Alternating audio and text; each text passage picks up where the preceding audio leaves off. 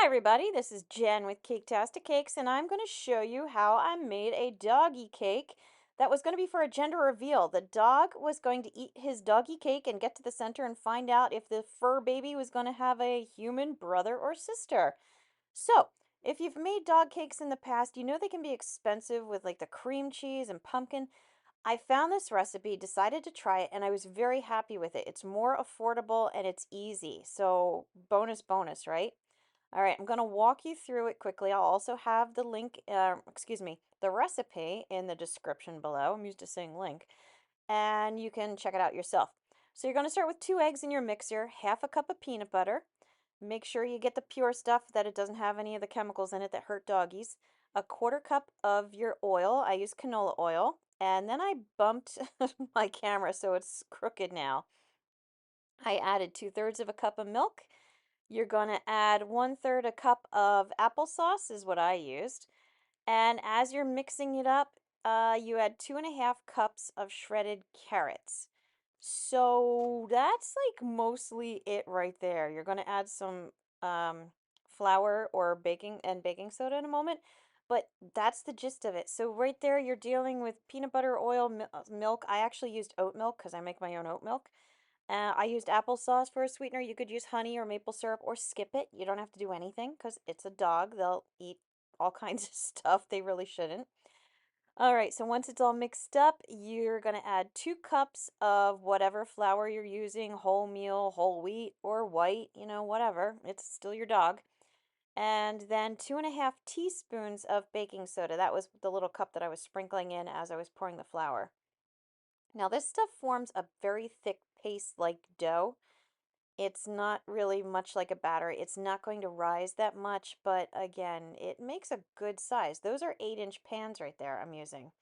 So those are not, skimpy little pans.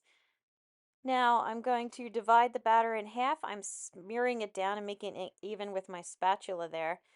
And I'm going to bake it for about 25 minutes at your 350 Fahrenheit. So very, standard, typical. I did grease it and put some, I don't know if I put parchment paper down or not. I don't think I did. I just greased it. Goodbye, carrot cakes.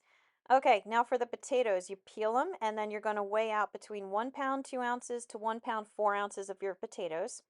And then you're going to chop them up and then place them in boiling water because you're making mashed potatoes. So no surprises here. And now, because I do things all out of order, my cakes were done. I put them on the cooling rack to let them set. And then back to the mashed potatoes. All right, they're nice and soft. You're going to add 1 cup of yogurt. It doesn't have to be Greek yogurt, just a plain yogurt. And mash it all together. And this is going to become basically, not basically, this is going to be your icing. There's no basically about it. This is now your icing. Your doggy is getting some really funky mashed potatoes. You can also use water if you don't have any yogurt or you don't want to spend the money on it. Because again, it's a dog. They'll love it either way. Okay, so I put it into my mixer with the whisk attachment because I was trying to get the chunks out of my mashed potatoes. My mashed potatoes sometimes come out chunky. As far as the cakes go, I'm using that little dish there in order to cut as best I could, round off the two ends of it and cut out equal sized chunks as best I can again, as it's still, you want it to look nice even though it is for a dog, to create my bone shape. This is going to be my bone shape cake.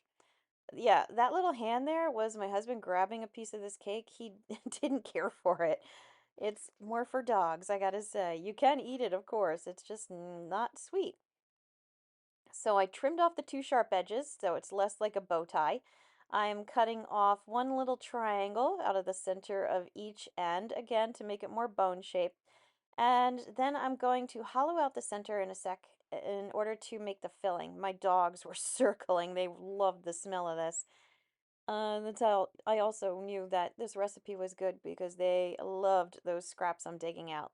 Now, because it's a gender reveal cake, I want the center to hold the mashed potatoes without, oozing out to the side or giving away any secrets. Because when you work with a thick color in the center, you got to have a dam around the edge. You don't want it to leak out and ruin your white on the outside. So I am using some regular food coloring, gasp and horror, I know. and I am filling up the little crevice I made. I'm leveling it off. Again, I don't want because the mashed potatoes are super soft, I don't want any leakage or oozing out and cheating going on here. So I fill in my two little hollows, and because of the way the cake is domed, it rose more in the center like, cakes typically do. I am putting some of my mashed potatoes on either end there in order to make it level. So now when this cake is flipped upside down, I got a nice flat surface and the ends of my bone are not sagging downward. It's all nice and flat. Nothing's going to leak out. It's good. All right, now to the icing part. Just like any other cake in your life, you ice it with your mashed potato spread. It still was a little chunky. Maybe you make better mashed potatoes than me. Mine was still a little chunky. But it was fine. It really spread without any issue, I gotta say. I could just see the little chunks in it, which you probably can if you get up close to it. My son is helping me separate bones right there. He's not stealing bones to eat. So yeah, just like a regular cake, go around the edges, make sure you get it all in there. Try to make it as smooth and as pretty as you can. When you're happy with it, make sure you, again, really go in those cracks on the two ends to keep the overall bone shape. And then clean off your cake plate. That's all I'm doing here. I got a wet paper towel. I'm cleaning off the extra mashed potatoes because I want it to look pretty.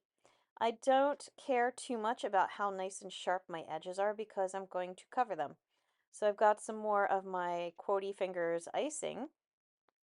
Mixing a little pink in one, some blue in the other. I've got two bags. They're my reusable bags, and I've got two tips.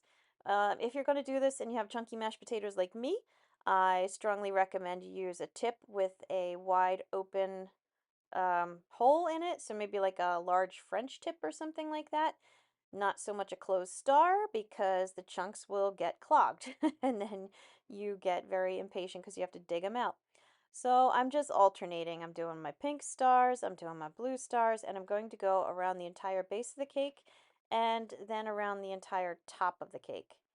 And I tried to do this as efficiently as possible, but I did the best I could. And I tried to make it even as well. I think it ended up a little off, but that's why you start in the back, right? So no worries there. All right, fast forward.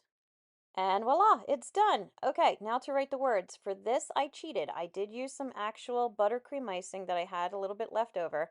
I made it pink and blue, and I'm writing with it because my chunks were not getting through the little tiny tip that I was making these letters with. I just alternated back and forth between the blue and the pink, put a couple paw prints on. It's adorable. I'm going to put a little question mark on there.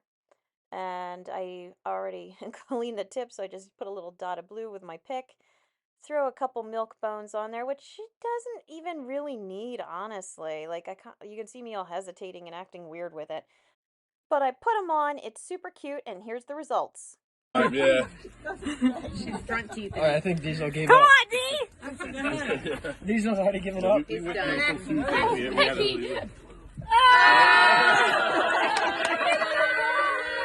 So I hope you found this video helpful. Please like and subscribe because it helps me out as well. And I've got a lot of other videos out there as well as other dog-friendly cake recipes if you want to check those out. And as always, thanks for watching Caketastic Cakes.